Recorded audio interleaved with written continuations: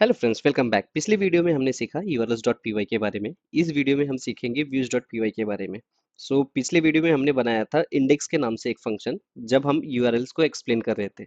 आज हम समझेंगे वो एक्चुअली वो फंक्शन करता क्या है।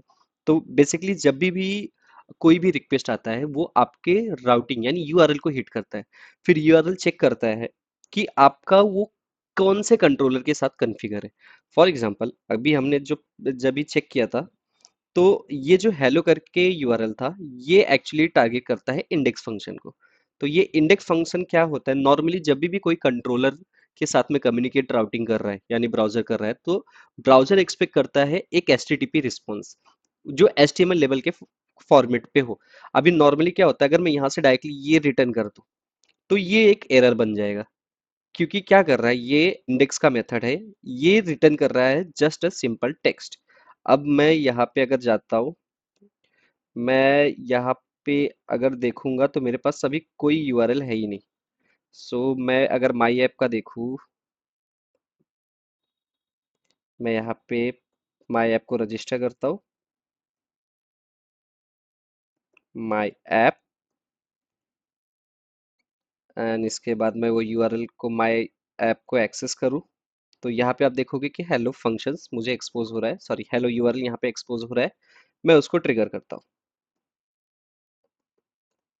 बट क्योंकि यहाँ पे हम रिटर्न क्या कर रहे हैं, स्ट्रिंग, तो स्ट्रिंग तो हम रिटर्न कर नहीं सकते ब्राउजर को।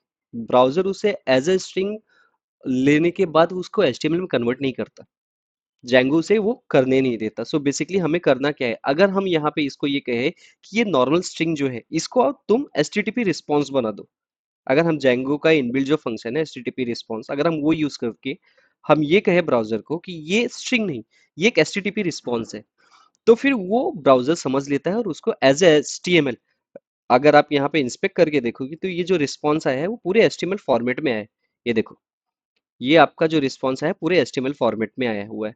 बेसिकली बैकएंड में क्या हो रहा है कि जब भी कुछ रिटर्न होता है, तो हाँ, सबसे पहला चीज ये चेक करता है जाएंगे कि वो आपने जो रिटर्न किया है वो एचटीटीपी रिस्पॉन्स है या नहीं, वो एचटीएमएल फॉर्मेट में है या नहीं, क्योंकि जो ब्राउजर है वो सिर्फ एचटीएमएल के फॉर्मेट को अंडरस्टैंड करता है।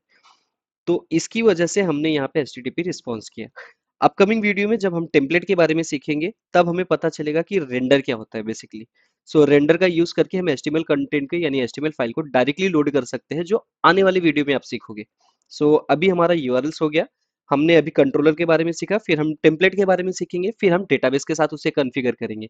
जो जेंगो का बेसिक आर्किटेक्चर है एमवीटी, मॉडल व्यू और टेम्पलेट का, वो पूरा पार्ट कंप्लीट हो जाएगा। अभी हमने कंट्रोलर पार्ट देखा जहाँ पे हमारा रिक्वेस्ट आता है, फिर हम देखेंगे कि हम एक एचटीएमएल फाइल को किस तरह से लोड करते हैं, एंड देन हम सीखेंगे कि हम डेटाबेस को किस तरह से एक्सेस करके वो डेटा हम एचटीएमएल के फाइल में डायनेमिकली हैंडल कर सकते हैं। Thank you so much guys for watching the video. अगर आप नए हो तो प्लीज चैनल को सब्सक्राइब करना ना भूलिए, और अगर आप एग्जिस्टिंग हमारे सब्सक्राइबर हो तो please like the video, and thank you so much for watching the video.